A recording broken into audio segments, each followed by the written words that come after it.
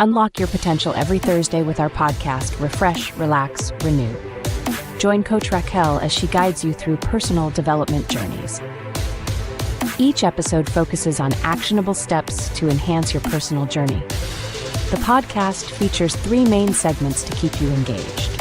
We start with discussions on trending topics relevant to your growth. Then we unbox solutions to common challenges we face daily. Finally, stay updated with fresh funding opportunities each week. Tune in every Thursday for new episodes, and see you there.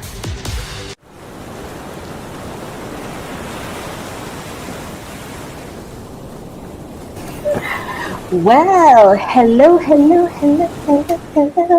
Welcome back to another show. Welcome. Oh my gosh, can you believe it? We're at season 2, episode 2.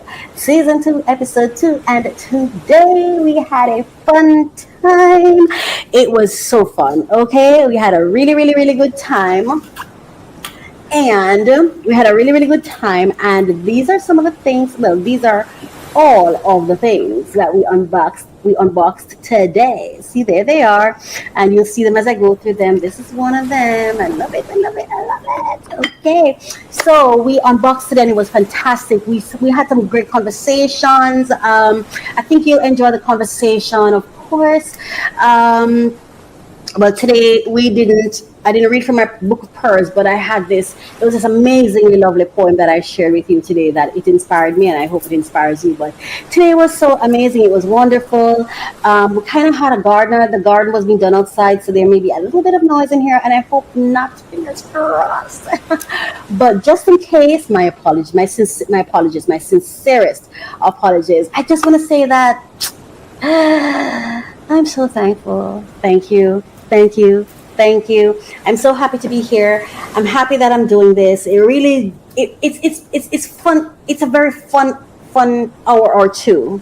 You know, I say a very fun 2 hours that I spend when I'm here, and I just want to say thank you for giving me the opportunity to be able to come here and do this, and it be appreciated. So I just want to say, make sure you grab a snack, get a drink, make yourself comfortable, and let's get into it. Time to get into the show. Let's watch this together. Let's enjoy this, and please communicate, engage, share your comments, or just enjoy, whatever. Just do what comes naturally and what flows. All right? Thank you so much.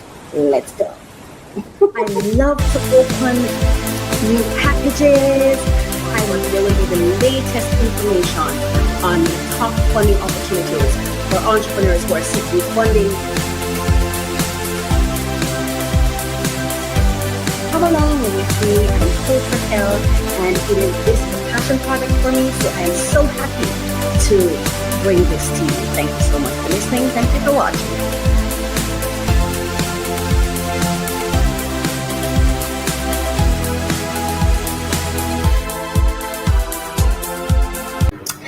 Hello, welcome back to the show. Hello, I am Coach Racquel, and welcome back to Refresh, Relax, Renew. Oh my gosh, I just love the music. Isn't the music doesn't it just give us such a great vibe? Isn't it just a beautiful music? I just love to hear the opening of the show. I love to hear the music, and I'm like, yeah. Oh my goodness. Oh my goodness. Thank you so much for being here with me today. It is such a pleasure to be back here with you. Absolutely. As we completed our first season, and now we're on our second season, episode 2. We're now at episode 2, and I am so very proud. I'm just checking to make sure everything is in place. Yes, I am so proud of us being here now at episode 2. How are you doing today? How are you doing? Are you having a good day? Are you having a fun time? Are you going through something? You need a hug? Remember to hug yourself. Every now and again, I have to hug myself. Like last night, was it in the night? I think it was either in the night or when I woke up it was this morning when I woke up. I needed a hug. And for a moment there, I was like, oh, I wish I had someone to hug. But I'm like, I do have someone to hug. I hugged myself. And to be honest with you, and I'm not kidding, and I'm not lying, I'm not pretending, I felt hugged. After I hugged myself, and I have this really large body size pillow. I at first I was hugging myself with the pillow, and it just didn't feel the same. And I removed the pillow, and I just hugged myself, and I held myself, and it really, really, really, truly felt so warm and amazing. I love my embrace. Actually, it was such a. I felt like a cushion. It was so snuggly for me, and I'm like, girl, you have a nice hug. You have a really warm, nice hug. Yes, I do. So hug yourself if you need a hug right now. There's a lot going on in the news, a lot going on in the world, but there are a lot of challenges, but there are also a lot of beautiful experiences. And I want us to be reminded that we are not to starve ourselves of positive experiences, memorable moments, and you know what's funny? Just as I was talking about hugging myself, the things that we do, they don't have to be a big thing. They don't have to be big. Don't get me wrong. Sometimes some big things are nice. Going in an airplane and you take off. That's a big thing to me, and it feels good. It's outside of myself. It's outside of my comfort, outside of my regular daily life. So it's a big thing, and it does feel good. So I'm not saying big things don't feel good. Big things feel great, but the small things are just as great. So remember to enjoy the little things. As a matter of fact, remember that your body, your brain, your soul is not looking at experiences as whether they're big or small. It's the quality of the experience that really soothes the soul. So remember that, and don't get trapped in, I can't afford, so therefore I don't. Do what you can afford to do, right? And plan it and coordinate it, and make sure that whatever it is that you're planning for yourself to bring yourself joy, make sure it's something that you really, really will enjoy. Yeah, and make sure you enjoy that. Even if it's just, there's this guy on TikTok, oh my gosh, one of these days I need to take one of his videos and feature it. It's like he prepares his meals, then go away into the go away in his house, in one of the rooms, and then he covers his eyes and he comes back and like, and he surprised himself. And he has a TikTok with channel that does that, and just pure those videos where you're seeing him treating himself and playing the entire parts. You know what I mean? Just as an entrepreneur, where when you start out a new business, it's like you're the secretary, you're the CEO, you're the employee, you're everybody. You can do apply the same method in self-care. You are your own, you plan your own things, and you organize it. And one of the things I do, I make sure that I invest in things that bring me joy just on a daily, in my daily life. For example, I had a shower that I really, really liked. I really liked it, right? It was a rain shower, so it was really, really nice. But I'm like, okay, because I work out, I need massage, right? But I can't go to get a massage all the time. And nor do I want someone to come and give me all the time, right? Because that to me becomes labor intensive. I don't want that. So what I did was I did some research to find out what are some good showers or good things that I can invest in, that I can do self massaging. And one of the best things I ever found was the shower I now use, and it is in one of these episodes, because I think it's in episode 13 part 2 where I unboxed it. One of the best showers I've ever had. It has an excellent massaging component, multiple options, and it's the same rain one, and then you have the hand one, and you have the one that is stationary. So it's really the shower head, it really, really works. And I've recently been researching chairs that massage you, and I'm looking at a couple of options, and I'm actually looking forward to those things. So we, in our segment, the unbox solutions with me segment, that is what this is about, where we unbox solutions for daily challenges, right? And challenge is not just something that give you problems. Sometimes a challenge is just, I wanted a hug this morning and I had to figure out, how am I going to do that since I'm single? You know what I mean? And then I figured out I had a solution, hug myself. So I'm saying all of this to say self-care is important. So make sure you're taking care of yourself, because sometimes bigger challenges or those challenges outside of our control hit harder when the minor challenges that we can actually solve are unmet. So it is about making sure you are monitoring your unmet needs and seek to meet as many of them as you possibly can on your own, so that the only things you're missing are the things you truly cannot give yourself. You should not be missing out on the things you can actually give yourself, and you can become very creative in solving your own problems. They don't have to be solved the typical way or the usual way everybody else does things. You don't need to be a single woman living a married woman's life. Okay, what do I mean by that? Do not put limits on yourself because you think you're not at a certain place. Live based on where you are, right? Self-care based on where you are. You don't have to worry about, I don't have somebody. You're not a married person, so somebody's not going to come up in the equation at all. You have you. Yeah, so plan with what you have, and don't worry about what you don't have. Don't seek to make plans with what you don't have. Make plans with what you have. So it's such a pleasure for me to be here with you today. I'm looking forward to a great show. We only just started and I'm already all the way in. Yes, and I'm really looking forward to this being a fun show.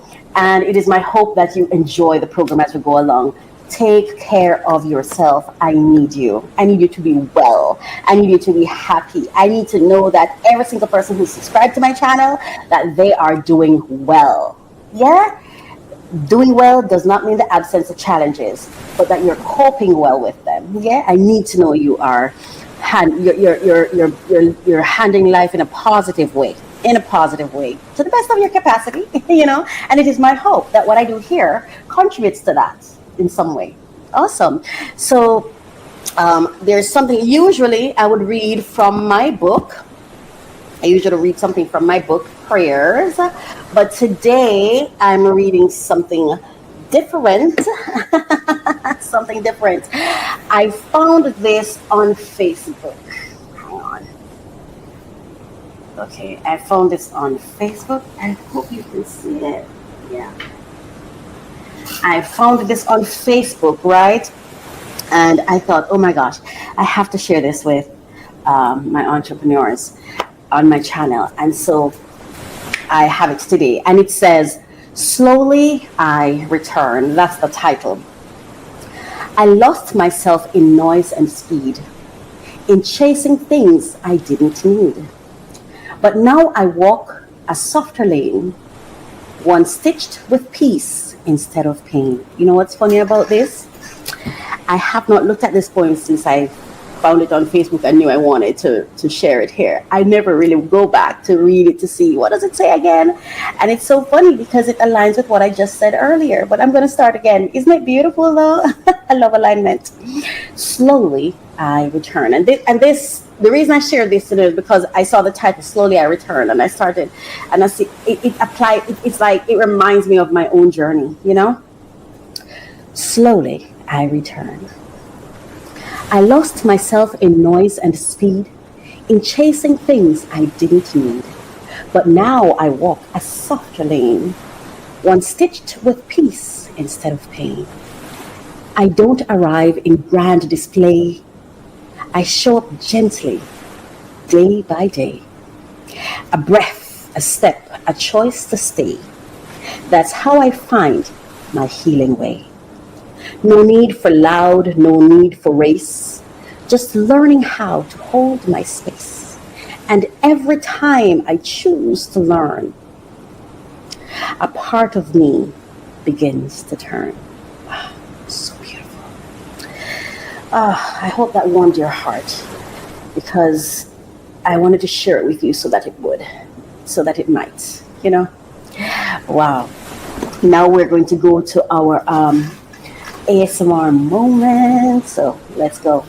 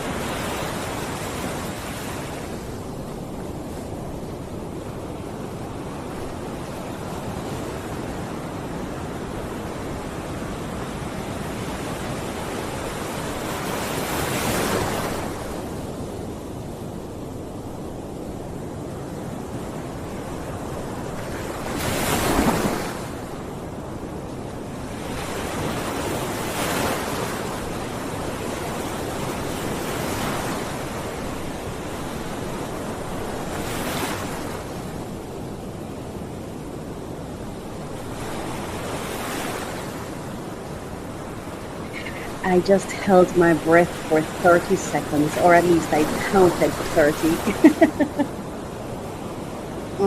This is so beautiful. Just listen to the ocean. Wow, and look at that beautiful view. Wow. Yeah, wonderful. Mm. Wow, the power of the ocean just came through on that. Wow. So thank you for staying with us so far. Let's go now to our first segment.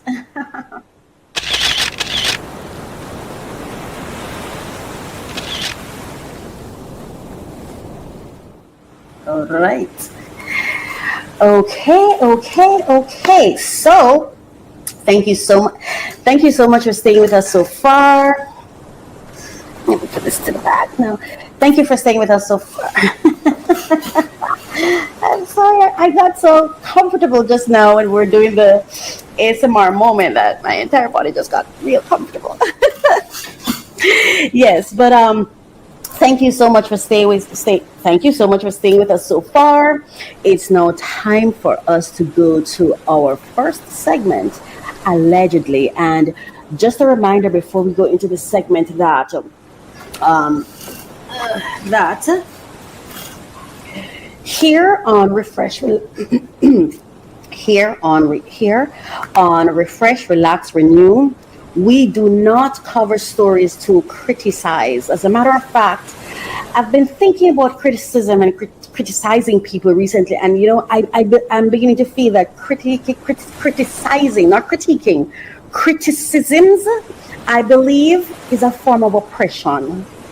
Because really, what are you when you're criticizing someone? What is the message there? What's the intention? It's almost as though we're telling someone not to be themselves, right? Or if they're being themselves, then something's wrong with them, and that's oppression. So it's something that I've really been thinking about and still trying to learn a bit more about. So we're not here to criticize anyone.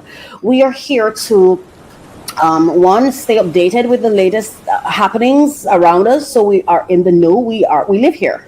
So we need to be in the awareness of what's going on, and number two, we are here because we want to learn about other people's breakdowns so we can be inspired by them to do our self-work, and in doing our self-work, achieve and attract breakthroughs. That's why we're here. And the third thing is because I have an opinion, I have a say, I have a voice, and I'm training myself to use my voice. And so that is all the third and final reason that we're here. So as we go into these stories, please bear in mind, we're not here to criticize anyone. We're here to learn. We're here to explore. We're here to share our thoughts and opinions and what we think. And what we think. Everything is alleged because I am not in these people's lives. We're not in these people's lives. So we hardly have the facts on our own lives, right? So we don't have the facts on these people's lives. We're just going by our perception and what we understand and what we are being fed or what we come across, and then we share our thoughts on that and learn all we can or as much as we can from that. All right, so that's what we're going to be doing right now. So before going, let me go ahead and read the disclaimer, the copyright disclaimer under section 107 of the Copyright Act 1976. Allowance is made for the fair use let me start again. Copyright disclaimer under section 107 of the Copyright Act 1976. Allowance is made for fair use for purposes such as criticism, comment, news reporting, teaching, scholarship, and research. Fair use is a use permitted by copyright statute that might otherwise be infringing. I would like to more think we're commenting here, news reporting somewhat, because we're talking about what is happening, and also a little bit of teaching in there, and research. Yeah, so, education, empowerment. That's why we're doing this. All right, so let's get into our story. So before we go in, there are 3 stories just to give you an overview of what I'm going to be talking about today. We're going to be reacting to K. Michelle on the Funky Friday podcast with Cam Newton, who is the host of the podcast. She raised concerns that in her view, Black men are not in the habit of creating and sustaining core Black families.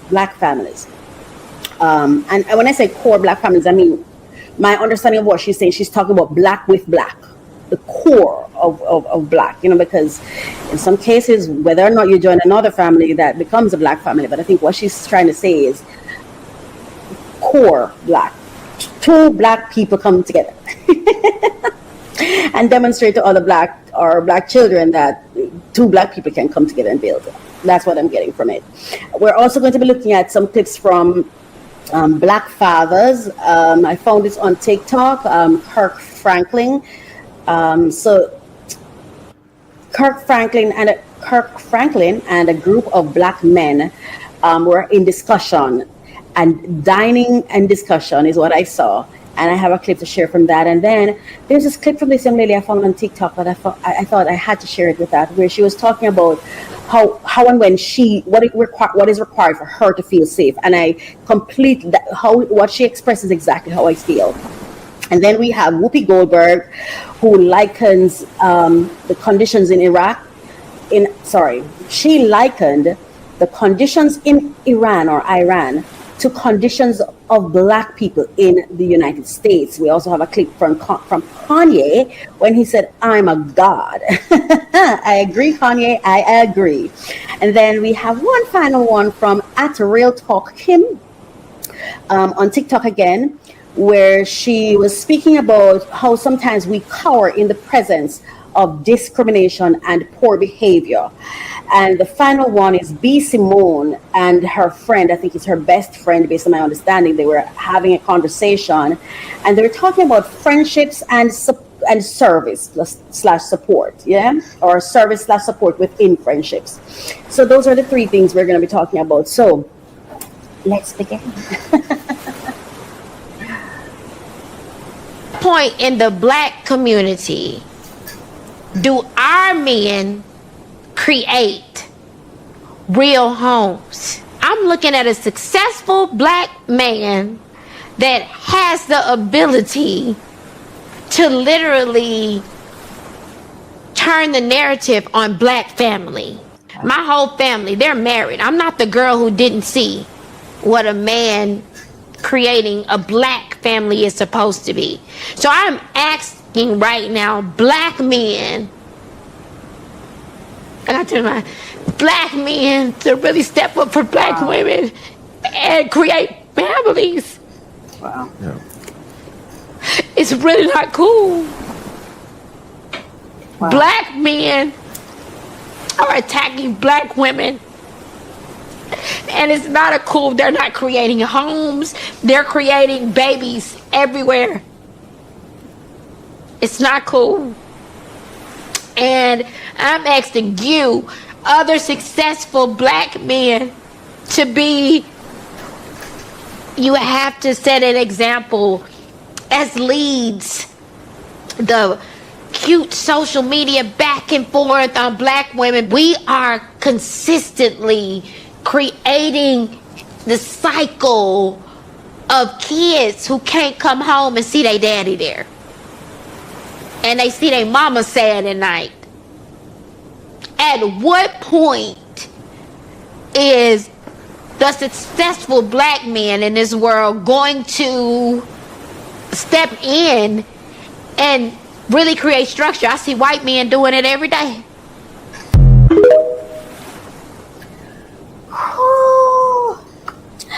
It is requiring every ounce of empowerment and strength and survival and wit about me. It's requiring all of that for me to sit here and not get emotional, and I'm not going to get emotional. It's a conversation that I've had with myself.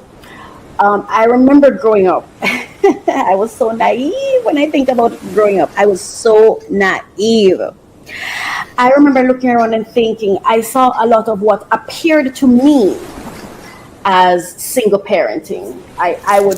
When I was passing by, I've said it before, I would see women like just gathered in bundles and they're tending to the kids, sending them off to school, and then to me, this is my perception, it's not necessarily the fact, it's just how I perceived it. And then the kids would go to work, and then the women would just sit down and gossip and stuff. They worked too, but for me, I did not grow up in a family, and I didn't see family around me. So I remember I was walking past one day, and as I saw there was this home that was like a cluster of homes, family land, and there was like a cluster of homes over there. And I said to myself,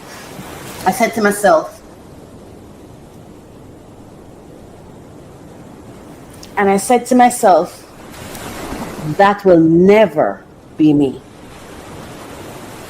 I will never be a single mother.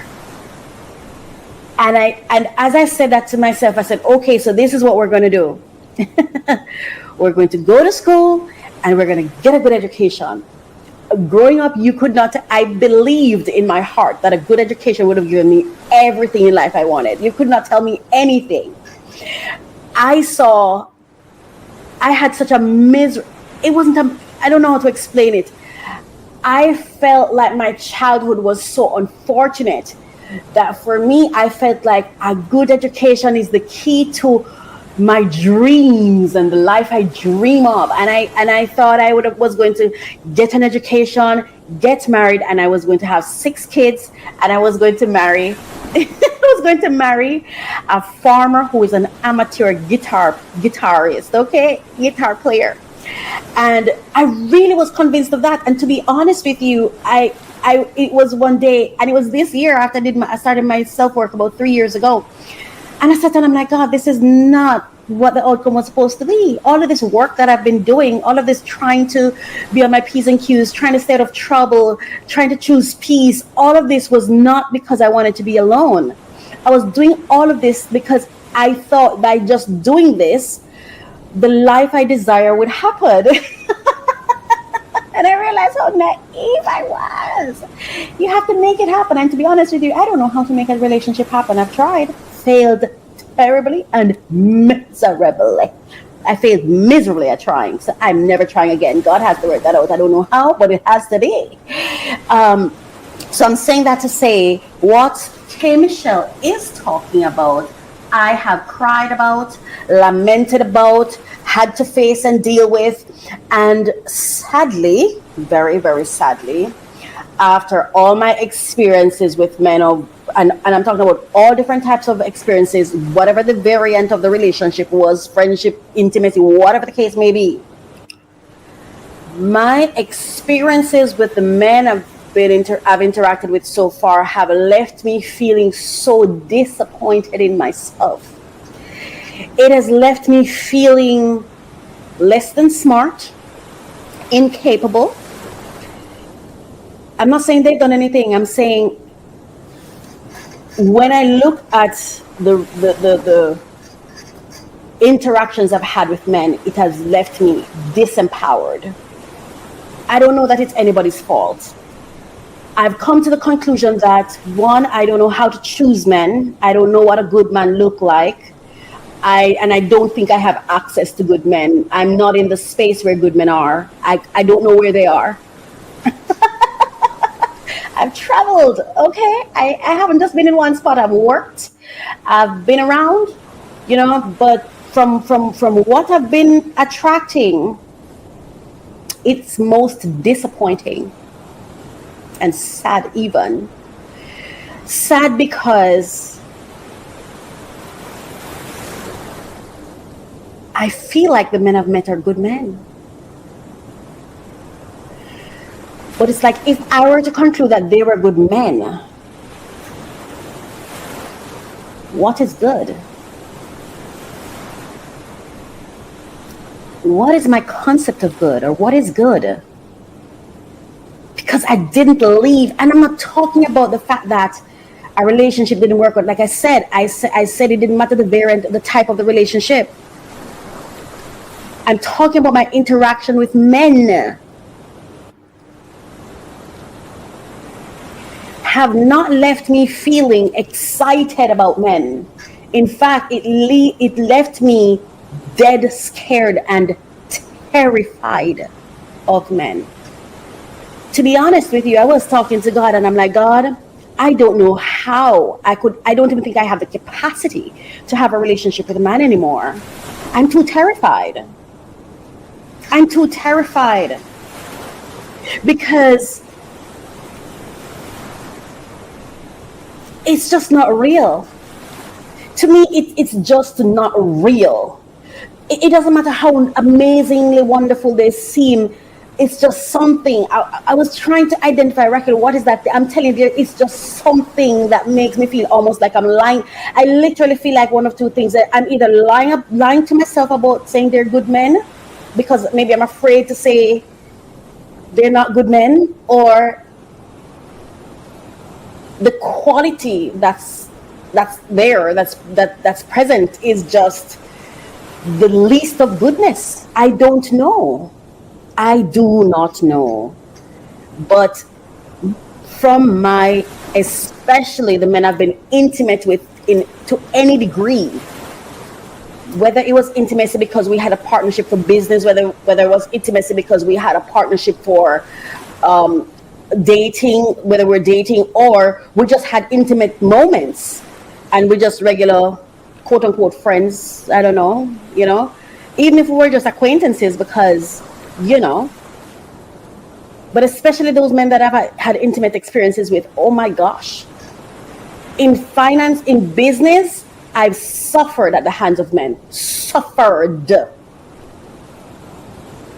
become suicidal because of how I was being treated or how I felt I was being treated. And I had to go take the time to learn myself and heal myself. And I blame none of them for anything. Everything that has happened to me was my choice. They were all my choices, and nobody can hurt me but me. And I'm saying when I'm intimate with men, I hurt me. Every choice I'm making with them is terrible for me. And that is something I have to live with. And when it comes to social intimacy like man, woman getting together, that is even worse. That's even worse, because all my intimate experiences with men, I regret. Wasn't worth it for me. Because the after effect was it just had very bad aftertaste for me. Very, very bad aftertaste. And again, it's because of my choices. I don't know how that impacts men, but I'm not blaming you men for anything. I'm saying for me, I'm at a lack when it comes to spotting, choosing, and being with the quality or caliber of manhood that I thought a simple man should be. I mean, we talked about men being positioned as the leaders of the world.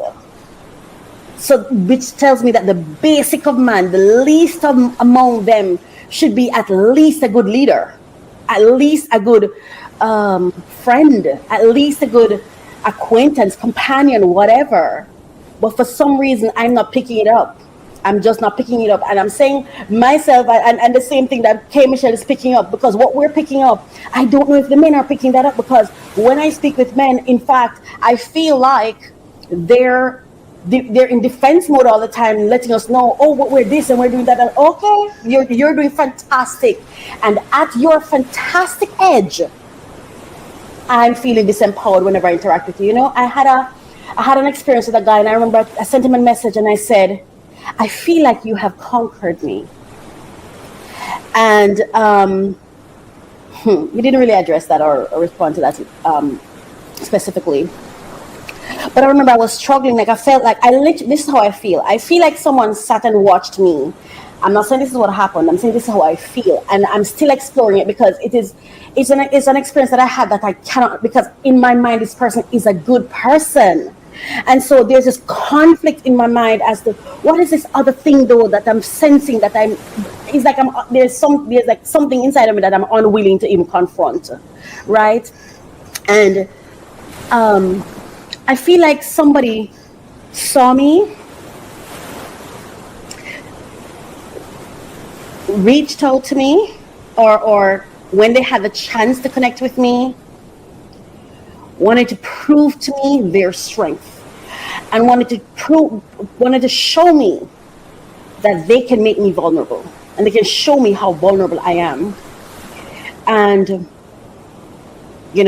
but I remember he actually said to me after an intimate moment that we had, the first intimate moment that we had. I remember he said to me, but that was the only intimate moment we had too. Was it one and only? Yeah. Yeah. Anyway, I remember he said to me, "See, you're vulnerable. I tell you, you're a woman, girl. Just a woman, a girl, something like that." I'm recalling, but did I share it on this? No, not that. Yeah, but something to that effect. He said, but whatever he said, it's almost like for me, I feel like he was saying, "See, I show you how vulnerable you are." Almost like you see someone who's behaving like they're strong, and you want to show them they're not that strong.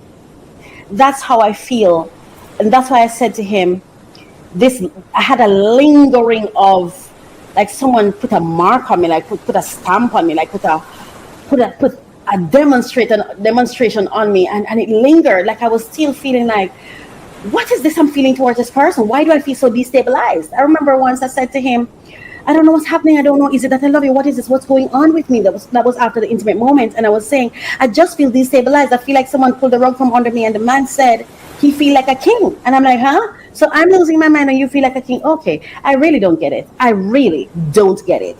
Now, I still believe this is a good person. He's a good man. I just don't understand what all of that is. It is I that lack something. And I'm okay with that. I'm quite okay with that. I'm quite at peace with that.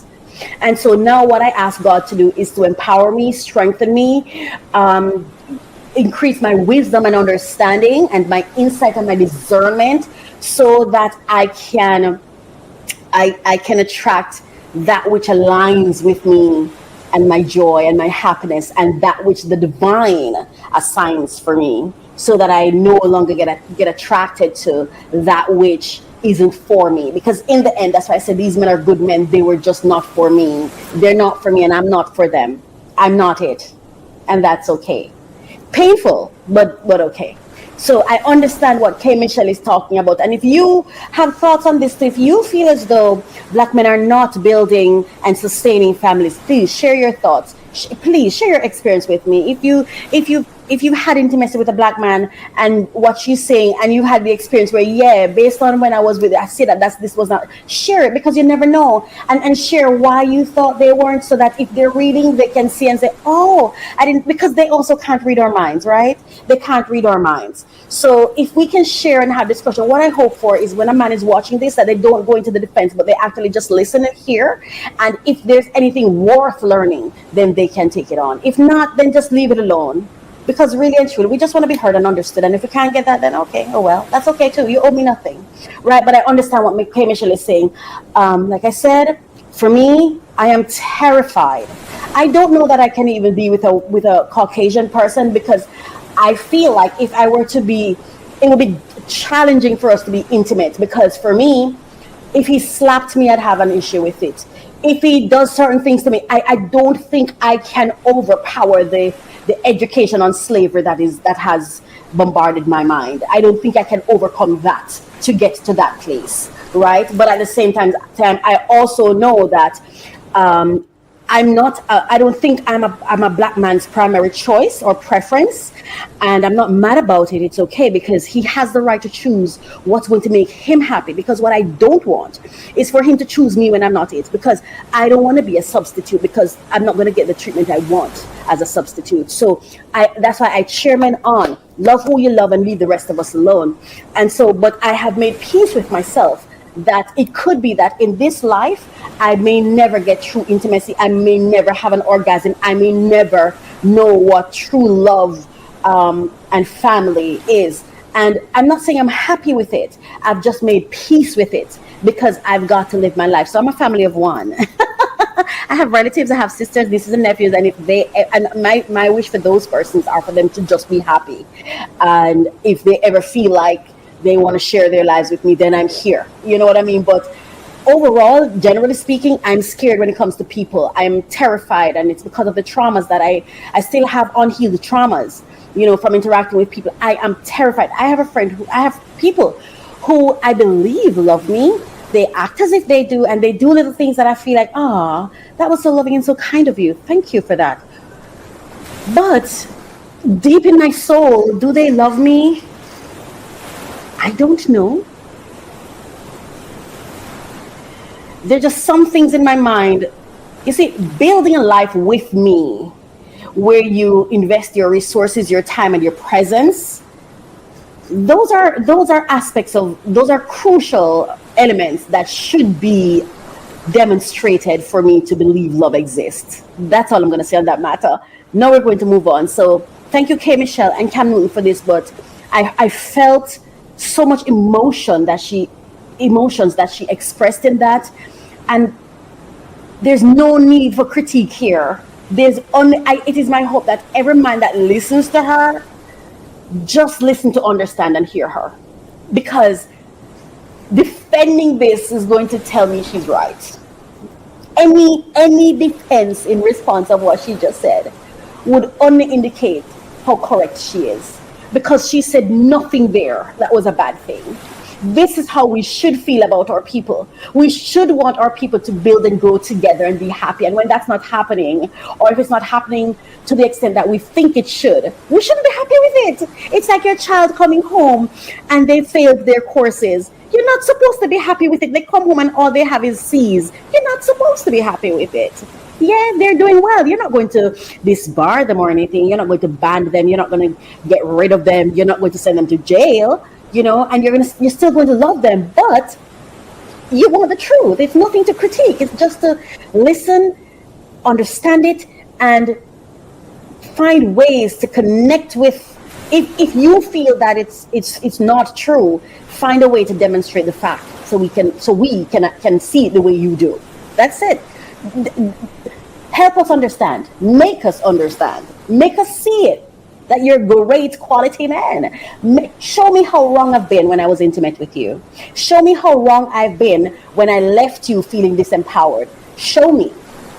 It's okay. You can show me. I'm not going to be mad. And I'll receive it. Because like I said, it was all on me. I am the one who made all the wrong decisions. I am the one who left with a wrong experience, with a wrong interpretations and perceptions. Or not necessarily the wrong one, but with my own. Yeah? You are not perceiving yourself. I did.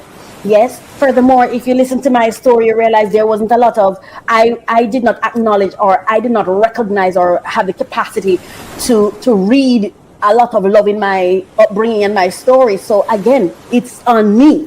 So I'm not asking anybody to do anything. So please do not come over here with your defense tactics. I'm not blaming men for anything. I'm just sharing my experience. Okay. All right, let's go on to the next clip. It's everywhere. Oh, I'm sorry. It's not cool. Not cool. And I'm asking you, other successes. And we're sick and tired of. Let's go back. Because this credit clip now is from Kirk Franklin. First question I want to ask y'all as we get down. I want to know, what is the biggest myth that society has about black fathers that we're sick and tired of, that you want to address and be able to let know that it is the biggest myth ever about black fathers? That we ain't there. I'm definitely say that. We deadbeats. No, we might not be there. We be across the street, grandma house somewhere. Like, We down the street. we might not be in the house. Fact of the matter is, studies show that black fathers are the most present in their kids' lives. Really? Go talk now.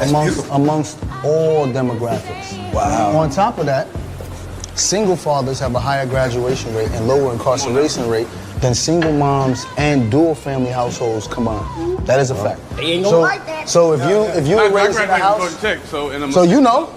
So then, with those stats really being relevant now, where is this myth still continuing to come from, you think? Narratives. Think about it, right? We all watch TV.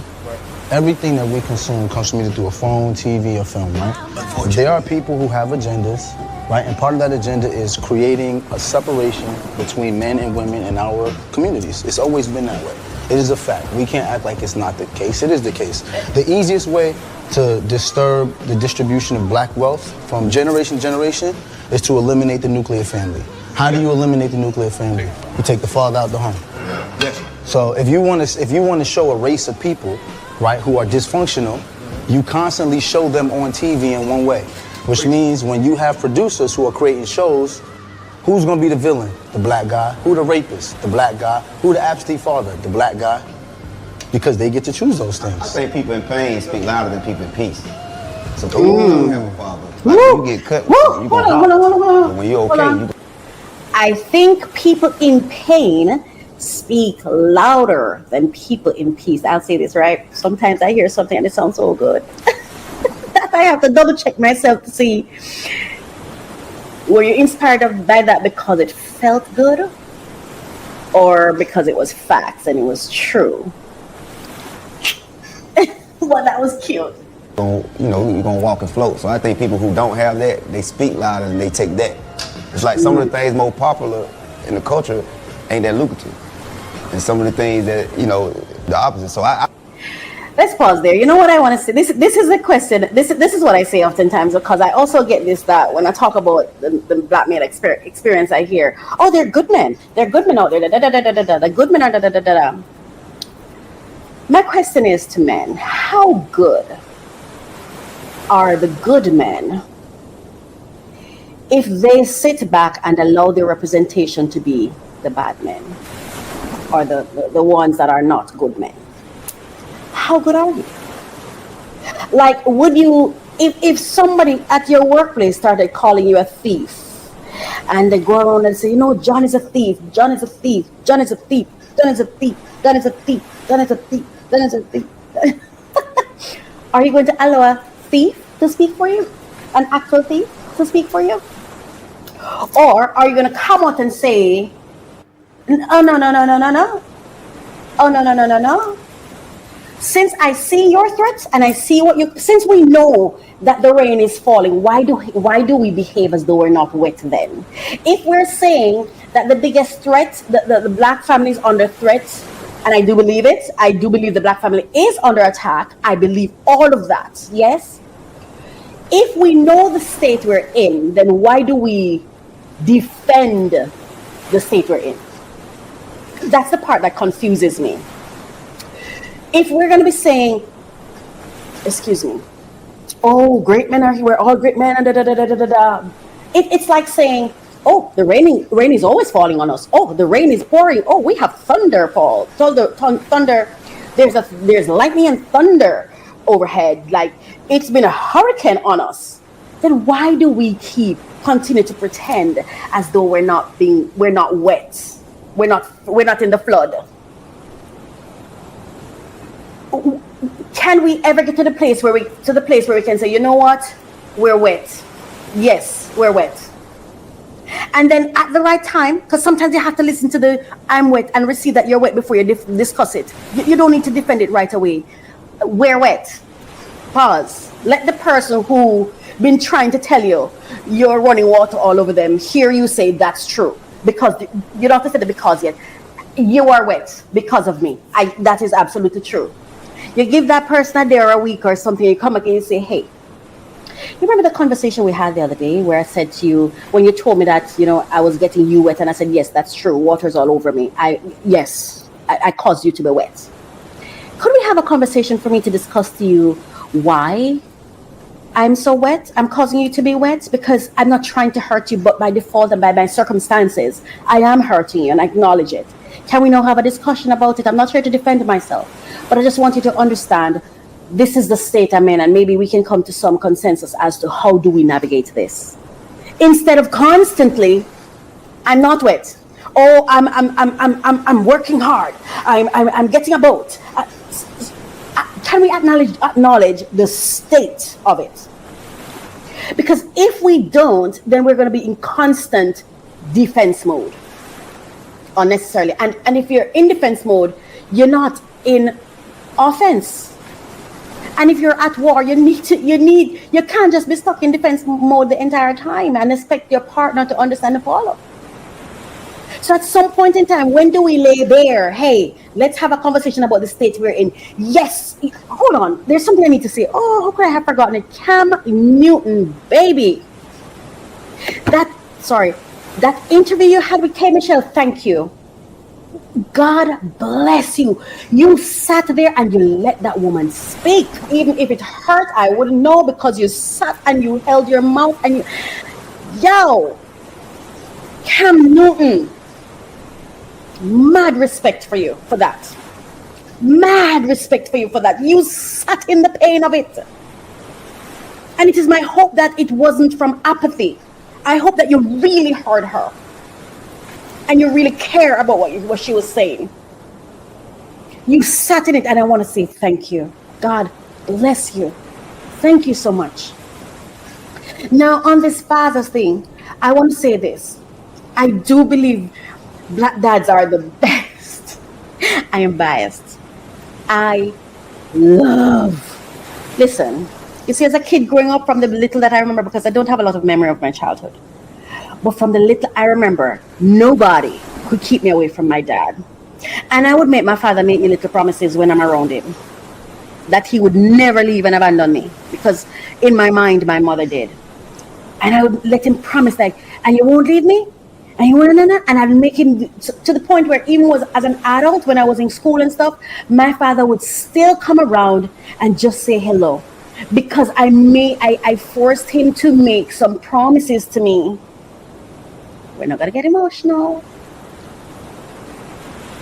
I was supposed to die before my dad. That's what I asked God for, because I never thought I could live without that man. I needed to know he was somewhere in this world, because I just knew as long as he was alive, I'm okay. I could do anything. I could take any chances, because I knew my dad was praying for me, and I knew he had. Like, I just knew it. I don't know how to explain it. My dad always listened to me. And I always say this, he gave me all he had. There was so much he didn't give me, and he told me, and that's what I love about my dad. My dad looked me straight up and said he takes no credit for me going to college. He takes no credit. He said, I know I didn't do that. You did. He told me the truth of it. He let me know I wasn't a good parent. And then at the right time, he lets me know I didn't know better. But he allowed me to express myself and to let him know how I felt about what he did or what he didn't, or how I felt about whatever experience I was having with him. And it really, really helped. And I understand my dad, he loved me to his capacity, the best way he knew how. Like, for me, I would have wanted for him to have me in a family. And that's the first sign of love. And so for me, you can't give me a family with my mom, and you. That's the first downhill. That's the first liability against the love you can to give me. And this is I'm telling you how I feel about it. I don't want to, I'm sick and tired of painting over dirt. Just call it what it is. Children need both parents in the home. Admit that. And when we fail to give them that, we need to say, I failed to give you that. And that's 10% of the love gone. So I can only love you 90% now. We have to be clear, man. That does not mean the 90% isn't great. I'm telling you, if I were to measure the amount of love I got from my father based on what I now think a child should have, I probably got 15%. But my God, I love his 15%, because 15% was all he had. I can love it because he accepted the 85% that was missing, and he gave me that credit and acknowledged why I would feel like the 85% wasn't there. The fact that he owned it for me balanced it out. He gave me that 85% in accountability. But don't give me your 15% and expect me to behave like it was 100. No. You gotta balance it out. Accountability balanced it out for me. Yes? So we have to be real with what we're talking about and sit in it. Because taking accountability doesn't mean that you're not a good person or you're the worst person in the world. No. It means you're a leader. It means you're leading. And we have to lead with transparency and truth. Otherwise, we're building on sand. right? So, yeah, I do. Black fathers are amazing, wonderful. However, you're still wet. Based on what you're saying, if you're saying you're still under attack, that means you cannot be showing up as you're supposed to. There's no way the two can be true. So come out of the defense and then need to prove yourself. We know you have value. You're men of valor. You're men of honor. We know that already. You have the capacity for that, but you just haven't been able to fully manifest it. So don't, if you know, if you're saying we're under attack, then why are we behaving like we're not bleeding? That's all I'm saying. I'm going to go to the next one. The next.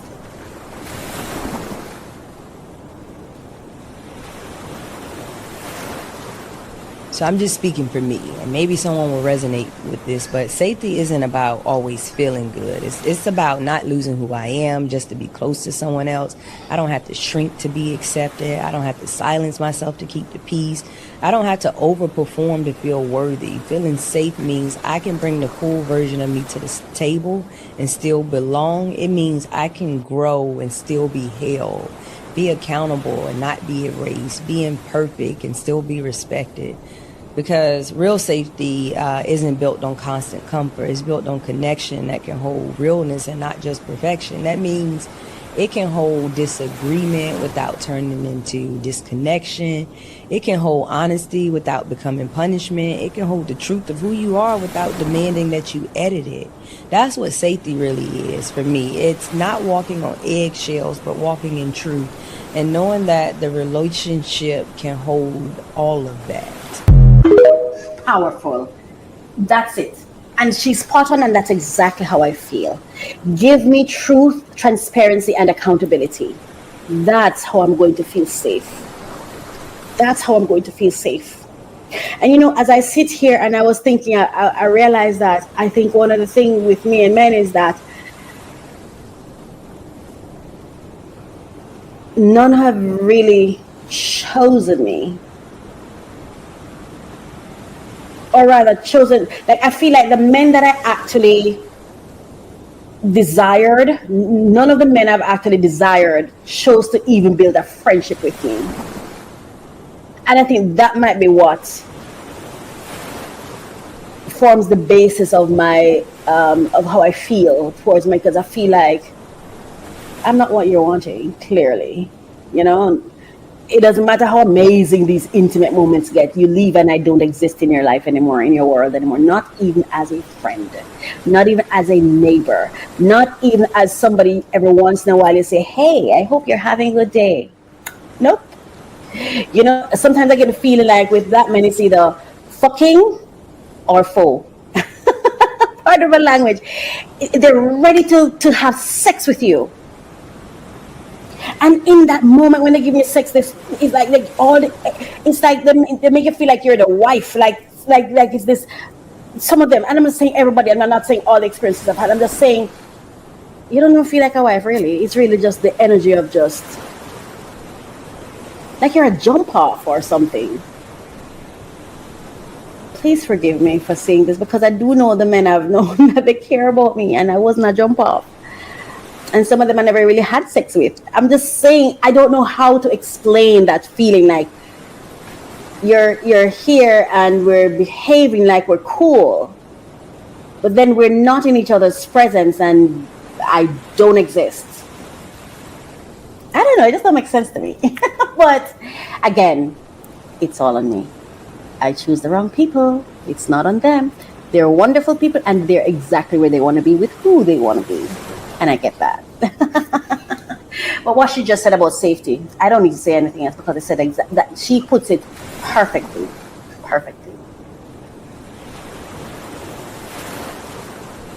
So the next one we're going to be talking about is Whoopi. And it's slow. But let's just remember, too, the Iranians literally throw gay people off of buildings. They don't adhere to basic human rights. Listen, here's the thing. Let's not do that, because if we start with that, we have been known in this country to tie gay folks to the car. I'm sorry, but where the Iranians are regime is today in 2025 is They nothing used to compared to the just United keep States. hanging black people. So It is not even the same. I couldn't step Oh no! during this. Wait! That's not what you mean to say. It is the same. No, it's not. The year 2025 in the United States is nothing like if I step foot wearing this outfit in Toronto. Listen, I'm sorry. Well, they will I can't have my hair showing. I can't wear a skirt. I can't have my arms out. I'm telling you, as I literally said it was up to the Iranian people. Yes, it is up to them. And that's why I am saying that it is the same. Murdering someone for their difference is not good. Whoever does it. Well said, Whoopi. Not good. So that's why I said you weren't saying what I heard was not what you meant. I think it's very different to live in the United States in 2025 than it is to live in Iran. Not if you're black. Not for everybody. Not if you're black. Not for everybody. Do not anyone at the table should get to Let me tell you about being in this country. This is the greatest country in the world. But yeah, I know that. And we all know that. But every day we are worried. Do we have to be worried about our kids? Are our kids going to get shot because they're running through somebody's neighborhood? They are not big deals, and I don't mean to say they're not big deals to you, because that's not women, what I meant. And they are not doing well there either. They are not doing well in Iran. They are not educated. They cannot property. They cannot leave States. I'm talking about here. Nobody wants to diminish the very real problems we have in this country. That is no one's intent. But I think it's important we remember there are places much darker than this country and people who deserve rights. Not everybody feels that way. Not everybody feels that way. Listen, I'm sorry. You know, when you think about the fact that we got the vote in 1965. Okay, they don't have free and fair elections in Iran. It's not even the same universe. They can't go out of their house. The women. You know what? There's no way I can make you understand. Let me try something. It's like try to reverse roles with a black person in this country, let's say, because I think that's what you're talking about. Yes. Just try to understand from their point of view. From that point of view, this country does not do them well. Does not go for them. I completely acknowledge that. And we shouldn't compare atrocities. If you're talking about Iran, of course, is doing worse things. But relatively speaking, it feels bad. Okay, but I think you know that Iran is significantly I guess we're going to come back and Listen, talk. I was in We're going to college come when back and that talk more revolution took about place. this. And I know what happened.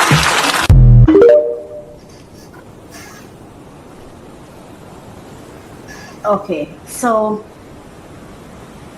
boy, I'm telling you, I'm an empath and I'm a very emotional person. I'm so proud of myself because I'm like, girl, we're not getting emotional today. No, let me put an accent to what Whoopi is saying. I don't even know what that means, just sounded good. I just want to add a touch to what she said.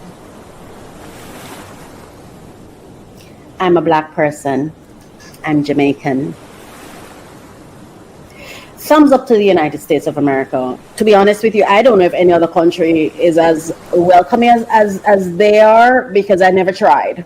I just did US because I felt like proximity or maybe accessibility, or, you know, that's where I'm used to my people going, so I follow suit. So I can't even say whether or not it's the easiest, but I'll say this: I feel safer going there. Yeah, I even feel safer going there than going to another Caribbean island. Again, this is my perception. It's not facts. It's how I see the world.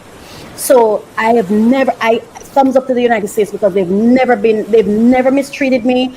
I've never had a bad experience. However, I want to say this: I'm a black person and I'm black Jamaican. Just as Whoopi is trying to explain to this lady who feels what's happening in Iran could never possibly be happening in her amazing, wonderful country of America, right? Where she's thinking, oh no, it's not happening here. We're better than that. And Whoopi's there trying to say, well, not for everyone. And now I'm going to say to Whoopi, within the black community, not for everyone. Sometimes I get so disheartened when I hear persons, my fellow black people who feel they've accomplished, for example, education. And I'm going to have Kanye talk about it, the classism. To me, it's the ugly bastard of the racism, of racism is classism. Classism is nasty and ugly and has no place. I feel like racism, you can see, at least there is established, and some people agree that it exists and that it's dangerous. Classism, it's almost like a bastard child that no one wants to claim. And so to me, it's even more damaging because you don't it doesn't get the respect that racism or victims of racism get. Classism is ugly business. We discriminate against people because of how they drive, because of how they express themselves, because of, that's why I said criticism is oppression. It's equal to oppression because it really has no base except your perception and your beliefs and projecting that on other people, instead of seeing people for who they are and just appreciating them for that, and realize that if you're a poor driver, I won't drive on the street that you drive on. Or we go to the government so the government can regulate all our differences, because you may have somebody who drives slow and crawl and somebody who drives really fast speed. That's why we have governments to regulate us. It shouldn't be that the slow person is criticizing the fast driver and the fast driver criticizing the slow person. Stop it. Stop it. We all need to be better. How about that? I'm going to go to Kanye. We all need to be better. Understand from their point of view. The same thing the whites do to the blacks do to the black, who they see as less than them or beneath them. We need to check ourselves. We're not doing as good as we think. We got this new thing called classism.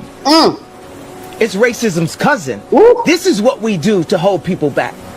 This is what we do. And we got this other thing that's also been working for a long time where you don't have... You know what I find one of the most insulting things that people do to me is, because I do workout and I'm a workout, I vlog my workouts, is to make me feel like, oh wow, you've decided to lose weight. Good for you. No, finally, all of a sudden, I have value because I'm taking off this ugliness off me, this ugly weight that makes me so undesirable, that makes it so that you don't want me. You can't love me because I'm too fat for you to love me. I'm too fat for you to stand me. I'm too fat for you to digest me in your space. I'm too fat for you to sit around amongst me. I'm too fat for you to be seen with me. God forbid you ever take me on a date and somebody see that I'm fat next to you. I find it so demeaning when my weight loss becomes a thing that people feel they should cheer me on for, and I do so much more. And they never tell me anything. I've seen where I posted how many views I got on YouTube, nothing. I've seen different things that I posted what I'm doing, nothing. But there goes my workout videos. I'm so proud of you. I'm so proud of you. And I know you don't mean to hurt me. I don't think you do. I think you mean well to the best of your capacity. It ain't working, and that's why I keep saying stop doing it, because I'm not working out to lose weight. Let's be very clear. I'm not on any diet. I am living my life, and it so happens that ever since I was a teenager, a little girl, I've always loved to walk, and I've always loved to work. What I actually like to do is to challenge my body. It's just a thing. I don't know why. I like to feel pain in my body. I don't know why I do that. Like, I love to feel, how do I explain it? I love to feel like my knee is there, my thigh is there. Like, I love to feel it. I don't like to not feel my muscles. I love when I do challenges or I lift weight or whatever. I love what I feel. I love the challenge, and I love to achieve targets. That's really why I work out. I work out so that my body will feel pain, so my mind doesn't have to. When I work out, when my body's tired, when my body hurts, my mind is at rest. So stop complimenting me. I'm not on a diet.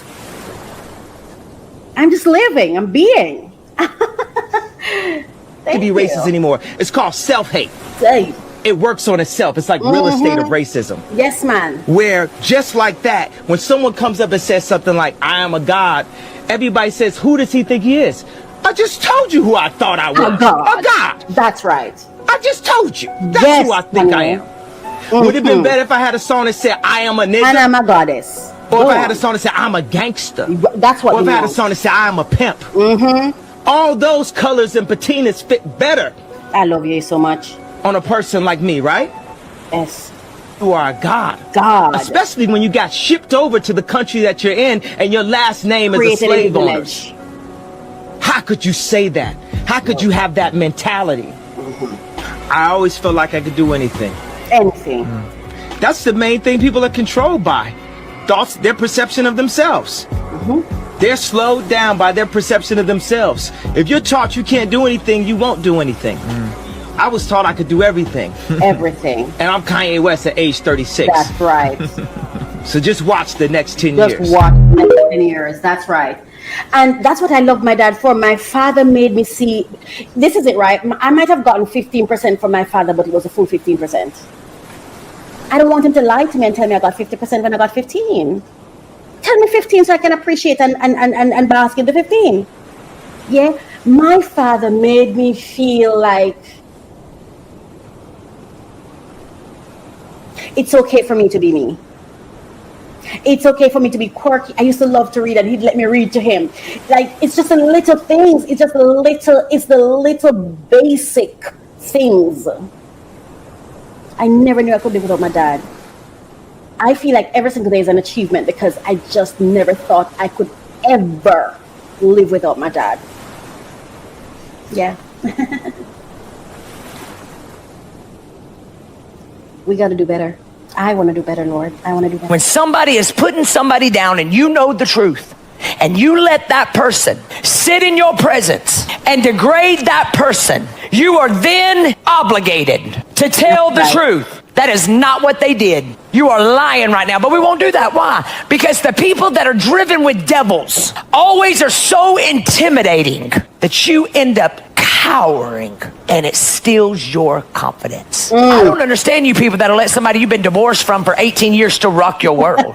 They keep taking me back to court. I would walk up in there like a fashion show every day. You got to come back to court. You got more child support to pay. I'll be walking up like this. You are not going to steal my peace. You are not going to steal my joy. You are one human being. Your devils ain't going to jump on me. I will show up every time because you can bet one thing. When people put their mouth on you, they will pay. Lace up your boots. Put on your stilettos. Put on your Timberlands and walk up in there with your shoulders back because your God is the Alpha and the Omega. And what he started, he will complete. But he can't do it as long as you still trifling. As long as you're still trifling. Oh my gosh, I love it. What's the final clip that I have? Let's just play the final clip. Being a best friend with a celebrity, everybody thinks that, oh, because you're connected to this person, then your life is just as grand as theirs, or you got it, or they helping you. Baby, didn't have a job, living with my parents, a single mom. All this happened to me this past year. Jesus. And then it's like to not have resentment in my heart towards you because I saw you do this for other people. I saw you give a check to somebody to help them through whatever they went through. And it's like, God, like nobody didn't give me a handout, but guess what? That wasn't your responsibility. Right there. God had to take me through that for my own season, for my own thing. I had to get my car repossessed. Jesus. I had to go through the food stamps line. I had to be on Medicaid. Yes. Because whatever I'm building my story too.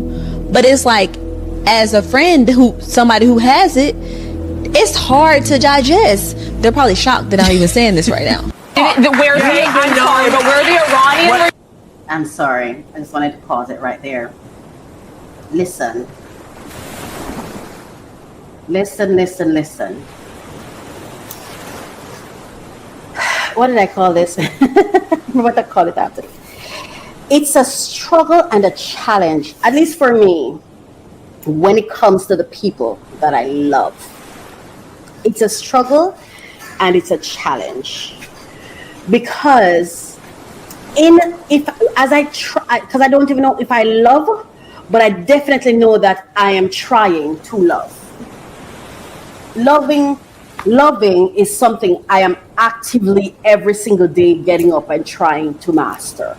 The ability and capacity to love. And I have had to do my work because I've been this person with persons who I thought I was loving, and I'm like trying to be there. I'm listening to the things they're saying is a challenge, and I'm showing up and I'm showing up and I'm showing up.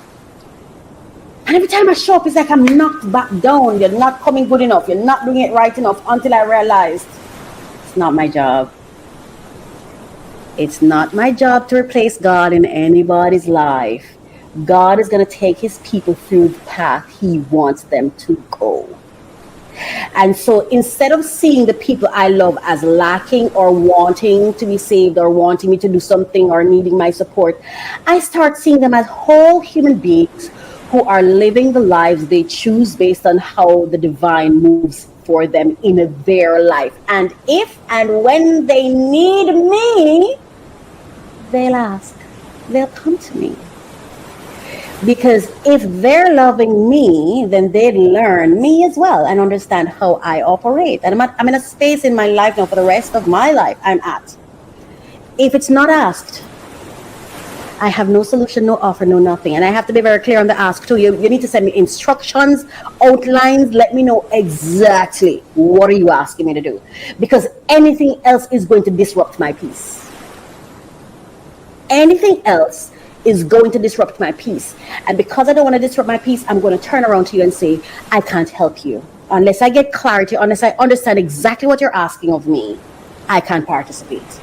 Yes? Because I can't read minds. And I don't want to feel like I'm flipping uptown, downtown, because I've done that where I'm constantly adjusting myself. Because sometimes the people who are talking to you, they don't even know what's wrong, what their pain is. Sometimes you feel pain, but you don't know what the problem is, what's causing the pain. It's not all the time they can say, oh, this is what I need. Sometimes they don't. So you have to allow people you have to go through, don't rob them of the experience you had in order to become successful or in order to have achieved your goals. You had to go through some things too. Don't rob them of their things that they need to go through. And both people need to understand that. Because I'm telling you, what I've learned now or what I've resigned to is I'm going to leave the people I love alone. And as long as they're happy, because it's what I do is, listen, I troll the people I love just to check to see how they're doing. They're all right? Okay, they're all right. Leave them alone. I don't troll actually because I'm not talking. I just check up. I do my little checks. And I have who I also call to do my little checks to say, it sounds okay? Everybody all right? Okay, God. As long as you're happy and well, I am happy and well. Listen to me. You see the people that love me, you don't even have to talk to me. You don't have to talk to me. You don't have to do anything for me unless I come to you and I ask you. And you should only say yes if you can, because yes and no carries the same value for me. What I need from the people I love is for them to live happy or at least quality lives for themselves. Take care of yourself. Self-care, self-love, achieve your goals, do your self-work, have your breakthroughs, go through your breakdowns. And it doesn't mean that I completely turn my eyes away and I don't ever look to see if you're crying, right? No, that's not what it is, right? Because I'm working on my discernment and I also talk to God for God to guide me to know when to do something. So I want to be that golden buzzer. So every now and again, I do a golden thing, or at least what I think is golden, because sometimes what you think is golden, baby, is problem for somebody else. You could be giving somebody the best of you, and it's poison to them. Been there. Changed me forever. Forever changed. Because it really, really hurts when you think you're hurting somebody you actually care about.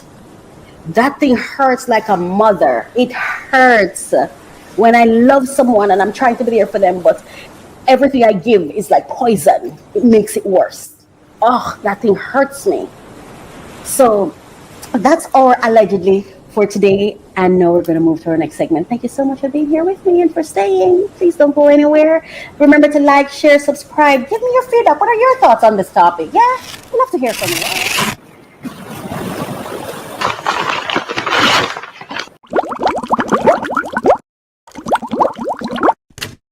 Okay. All right, so here we go. We're now on to our unboxing segment. And I have 1, 2, 3, 4, 5. I have one package. I have one package, 5 items. So here we go. Just show you the box. One package, 5 items. So let's get into it. Oh my goodness, I was supposed to have my hand sanitizer and the gloves. Okay, so Okay, so based on what we learned the last time about contamination, where to use a glove when we are on, where to use gloves when we're unboxing, right? And or wash your hands when you're done, when you're through. So, because you don't know what's on the inside. You don't really know what's on the inside, huh? Right? Right. Hang on here. Hang on here. Okay. We're doing this, and then we have a tip at the end. Let's do this.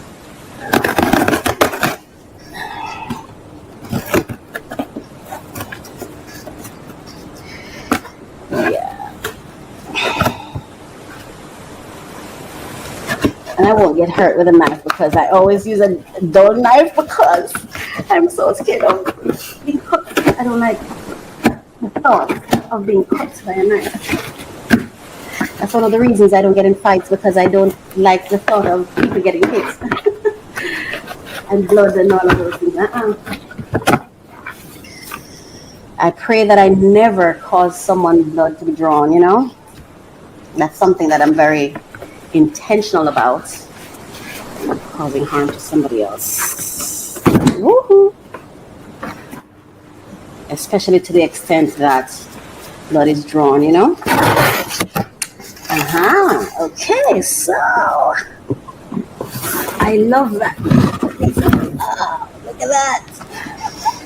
All right, so we're going to take everything out. Everything out. Everything out.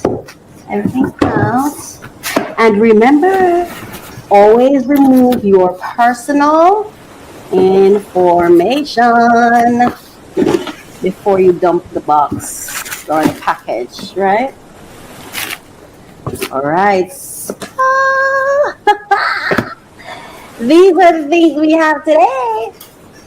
So let's start with, all right. Okay. So this is it. Yeah. All right. Hey. Oh, there. It's a little challenging to open it tight because it's well protected. It's glass. Here we go. Ooh. Yeah. Oh. There it is. So.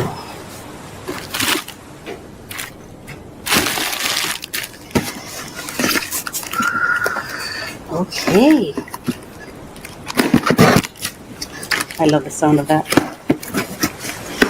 I'm excited. This gives me such excitement. The unboxing part, not the shopping necessarily, but the unboxing part. I just love to. Ooh, here they are. I've been searching for black plates with red in black on the outside, red on the inside for a long time, and one that I actually liked and was within the budget that I had. Oh, and finally I found a multicolored set. Perfect. Absolutely. Oh, to go with my cups. Look at that. Oh my gosh. Perfect size. Perfect size. Take your time putting them down, girl. Black. I love it. I got all of the samples I wanted. All of the different colors I wanted. Oh my gosh, look at that. Ooh, I love it. I'm looking for the red one. Where's the red one? There you go. This is what inspired the entire purchase. Oh, wow. Oh my gosh, this is amazing. This is the dream come true for me. Being able to do this. As a kid growing up, I had such dreams like one day I'm going to get the things that I like, not just get what I have to get, but that which I actually like. that get it the way I like it, weird as it is. Because I was told I was so weird growing up. Because I just liked what I liked, and I prayed for the day when I could actually just get get the things I actually like, and not just what I had to settle for. So these things mean a lot to me because of that. Let's be careful with this. And now this is a hat. Oh my gosh, let's go for the hat. So you can see the prices and everything that's there.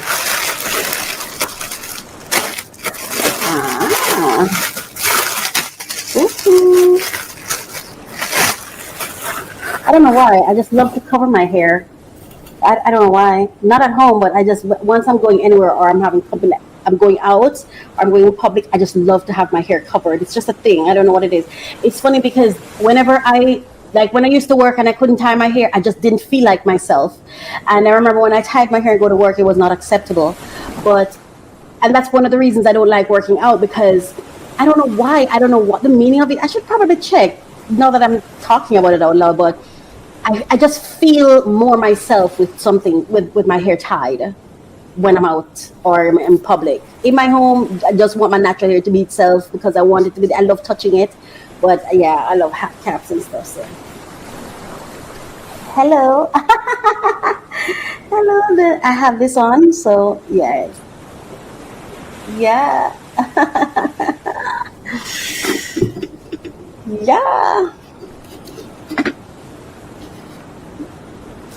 There we go. Now this is purple shades of lipstick. That's what this is. Oh, sorry. So,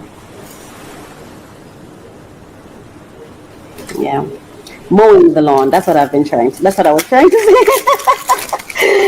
Yeah, mowing the lawn. Yeah, here we go. And I have another set that I want to get because I need some colors up in here. Ooh, there we go. And you'll see when I wear it.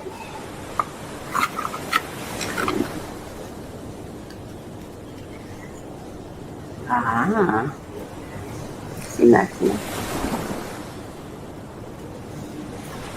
Can't see, some of them go too far. I can't see it properly, it's too far away. Yeah. And this is my toothpaste. It's good. I really like using this toothpaste. Knobs. No BS. No BS. That's what it's called. It's wrapped. All right, great. So that's what it is. And that's what it looks like. All right. That's some facts about it. Yeah, so that's what I just got.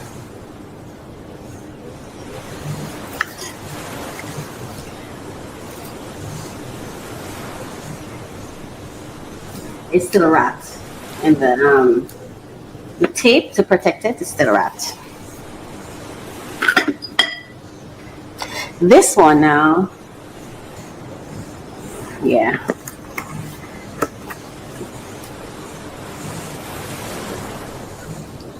Yeah. And there are how many of them? 1, 2, 3. Oops, 3 of them. And what is? Oh, this to clean it. It's so heavy because it's 3 of them. So this is the cleaner, and these are the glasses. And I'm gonna put one on. So let's open. This is. I love green. Green is like my favorite color. Earth green, kind of like army green. Real earthy, yeah, and browns and dark reds and earth colors. I love earth colors. I'm a very earthy kind of girl. My dad was a Rasta man. Oh, look at that. Let's see. Let's see how it feels. I'm hoping I got the right one.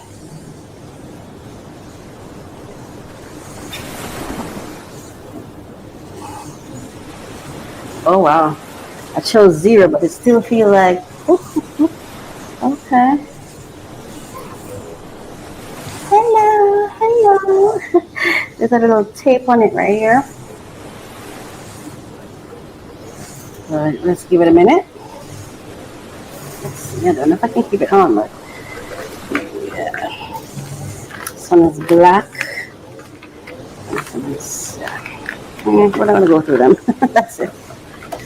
Oh, I can't keep it on because this little spot right here is bugging me. I can't keep it on. I'm so sorry for the noise outside, but let's hurry and wrap this up. All right, so these are the things I got today. Really nice. And it's very strong. See? Yeah. Here's our tip for today in this unboxing solutions with me. Unbox smart, not sloppy. I hope I do that. I'm kind of forced to do that because I'm filming it, right? Yeah, gloves optional, caution required. See, I used the glove when I was unboxing. Number 1, unbox on a clean surface. Number 2, wash hands after handling. Number 3, keep packages away from your tech stuff, right? So that's a tip. Those are tips for today's unboxing solutions with me. Thank you so much. Are you an entrepreneur or business owner looking for ways to increase the business cash flow? Well, you're at the right place.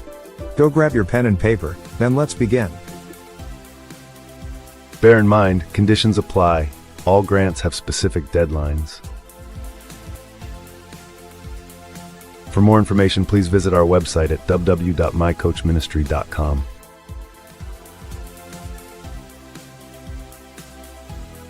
Scan this QR code now and begin. Okay, so I'm just going to run through, just show you what the grant listings usually entail, because we're still in June. I'm recording in June, but of course, as usual, as it relates to these grants, the funding blog is updated every single month. Okay, so every month on the first day of the month, I publish the listing for that month, the top funding opportunities for that month. I'm recording in June, so what I'm going to be showing you now is June. But remember that as it relates to July, when you're watching this, you'll be watching this episode in July. And at that time, you can still come here and you'll find all the ones that are available for that particular month. Okay, sometimes some of the months run over as well. Some of the available grants on here for this month also, some of their deadlines extend to other months. Okay, so it's still relevant. Okay, so I just want to go through the general guideline and then I have some information I want to share with you. So hold on. Well, we have this is actually the top 100 grants you can apply for in June. And as you go through, so we are pleased, of course, to provide you with these funding opportunities and resources. You are welcome to share this information with your personal and professional networks. We are not affiliated with these organizations, so please direct any specific inquiries to them. And just to note that there are programs on the website that you can join if you need additional support. Like we have different resources that we offer to our paid members who have subscriptions with us, and it's not expensive to, you want to subscribe monthly, where we upload different information, so like additional information, and if you want tailored information, you get it, stuff like that. So you pay, I think it's like $35 a month, or between $19 to $35 per month. Is that true? Maybe I'm giving the wrong information. I think it's between $19 to $35, the range. It could be, there could be a $7.99, but I don't remember, I'm not sure. But we have different memberships that you can join to get tailored information, insights and tips and all of that on everything that you see me offer here, that you see that I talk about in the podcast, like additional services that you may need, additional information is provided. So if you ever want it, you can. I'm just letting you know, that's all. No pressure. So this article mentions over 100 grants, resources, and opportunities for global, Canada-based, and US-based businesses. There are also over 90 additional opportunities in 34 US states and DC, which are kept updated right here on this blog. So I just want to show you that we have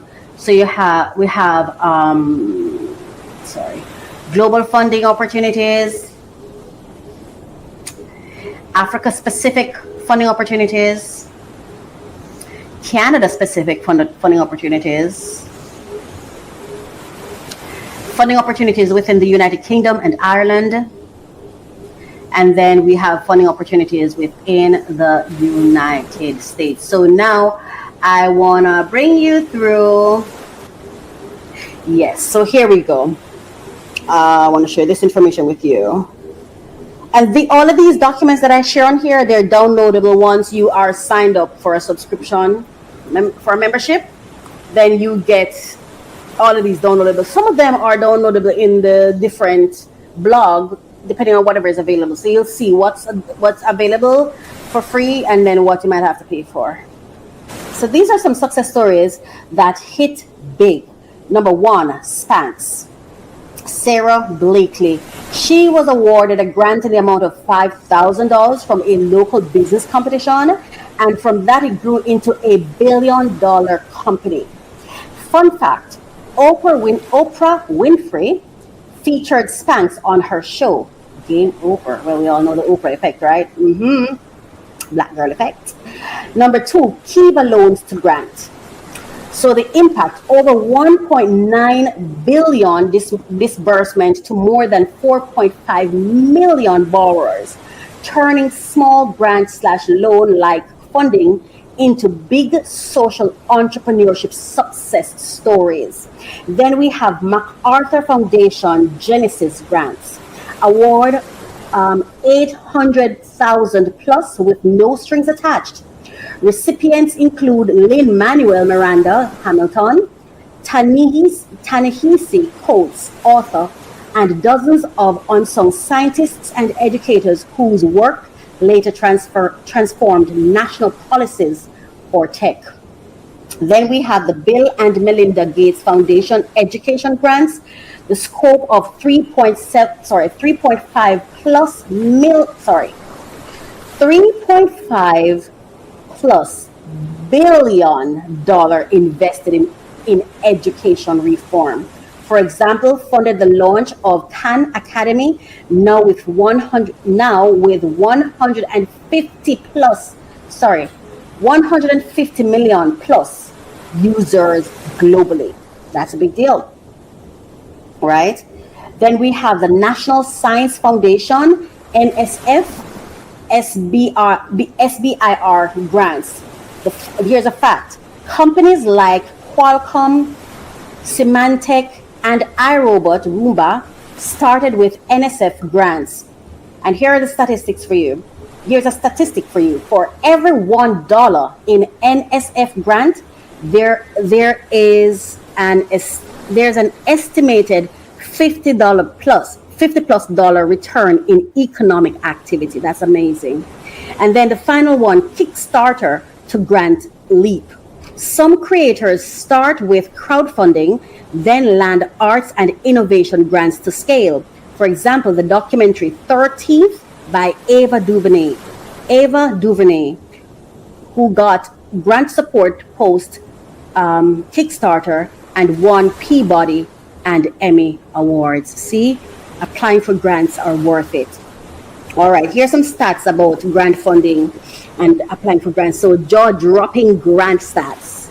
So the statistic, only 10 to 20% of federal grant applicants win, right? But winners often get 50,000 to 5 million in funding, right? So there's a stat, but here's the insight, right? So you may only have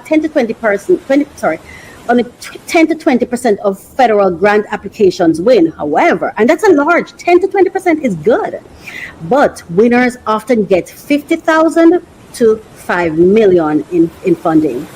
Then we have the SBIR slash STTR program has funded 70,000 plus startup with over 30 billion awarded. Powerful. Then we have nonprofits with professional grant writers win grants two to three times more often, and that's something as well. We share information for like grant writers and stuff like that for persons who subscribe and are paid members. Those are some of the things that we share with our paid members. So we send like contact details to different persons and if you're a grant writer, hook up with us, reach out to us, connect with us. And so we can connect those who need grant writers with those who are seeking grants, right? Yeah, those who are seeking grants with those who write the grants. Yeah, that's what I'm saying. Fundbright Scholar Program, over 400,000 recipients in 160 plus countries since 1946. NEA, that's the National Endowment for the Arts grant. Arts Matter.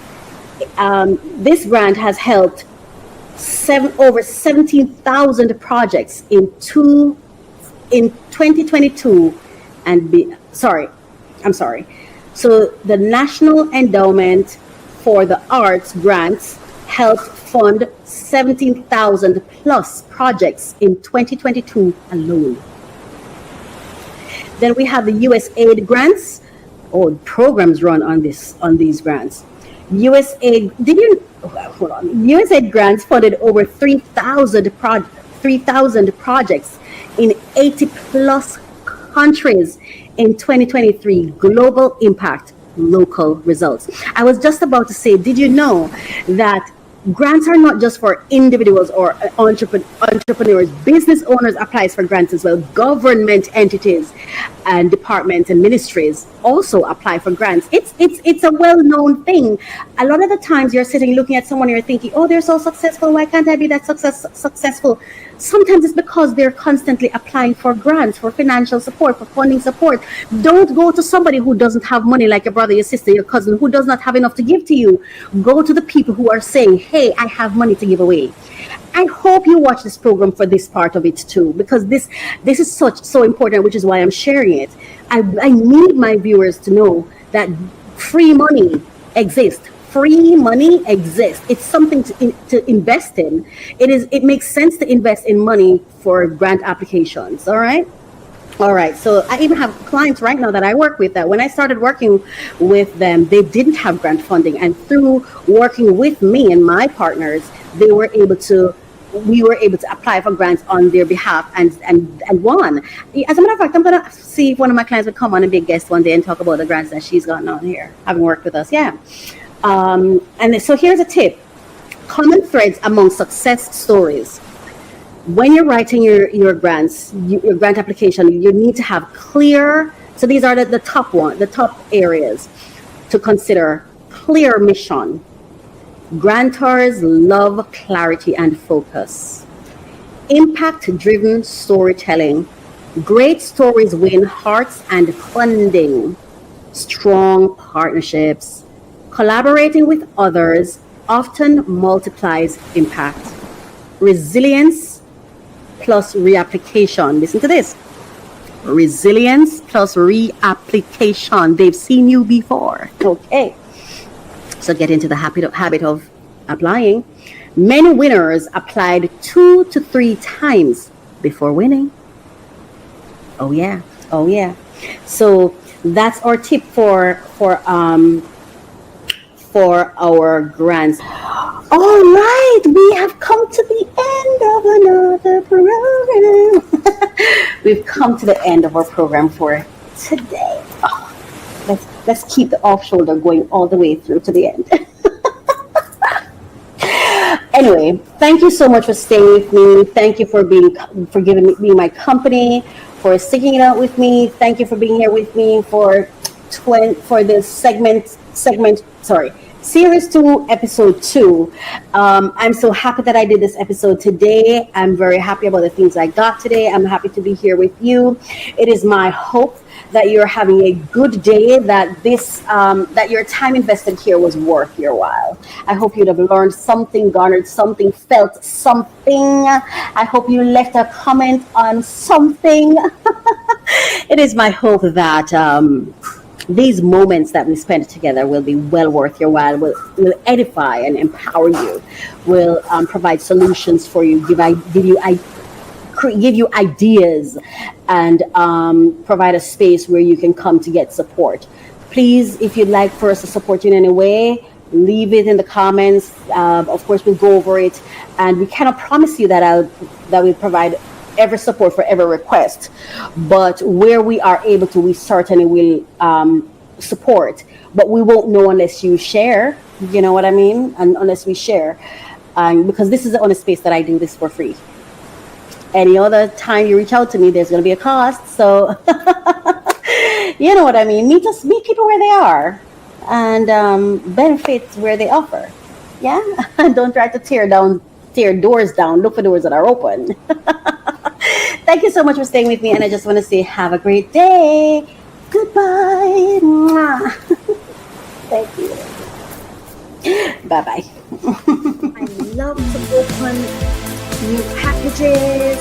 I want to give you the latest information on top funding opportunities for entrepreneurs who are seeking funding. Come along with me from Coach Racquel, and this is a passion project for me, so I am so happy to bring this to you. Thank you so much for listening. Thank you for watching.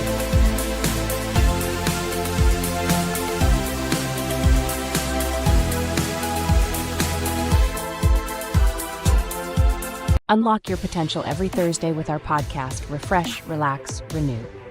Join Coach Racquel as she guides you through personal development journeys. Each episode focuses on actionable steps to enhance your personal journey. The podcast features 3 main segments to keep you engaged. We start with discussions on trending topics relevant to your growth. Then we unbox solutions to common challenges we face daily. Finally, stay updated with fresh funding opportunities each week. Tune in every Thursday for new episodes, and see you there.